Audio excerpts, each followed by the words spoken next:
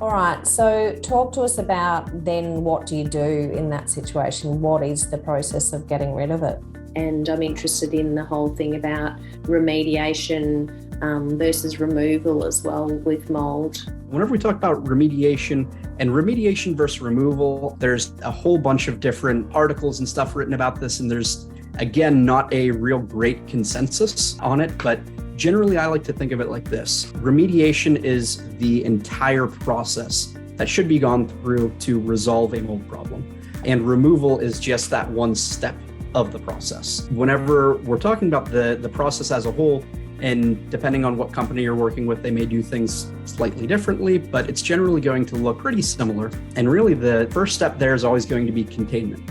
Whenever I talk to people who are interested in pursuing a DIY mold remediation project, this is the part that I always heavily emphasize and caution them on because it's the part that I see done improperly or omitted completely the most. So generally it's going to be plastic barriers. You're going to seal off any of your air registers, basically anywhere that air could pass outside of the area that you're working and that you're performing the remediation in. You want to have that contained off from the rest of the home. Because if you don't do that, you're going to end up spreading these problems to other areas and contaminating the other areas of the home.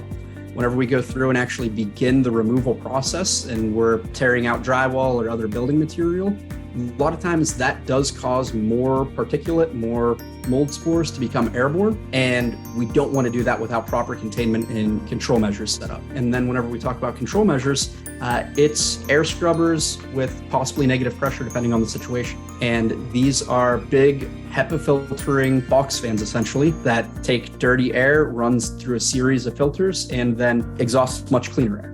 And in some cases, depending on if we're able to, they'll be set up with negative pressure. So they'll actually be exhausting to the exterior of the home. And that's really preferable whenever we can, because what that does is whenever we set up our containment, no matter what, no containment's going to be 100% perfect. It's not going to be completely airtight. There's always going to be some gaps, some cracks in the walls, whatever, where air could possibly pass through. What we want to do is by setting up negative pressure, it keeps that area that we're working under negative pressure, so there's always a suction there. If there are any gaps in the containment or any areas that air is leaking through, it's going to be pulling air from the other areas of the home into the contained space rather than pushing that contaminated air out of the containment.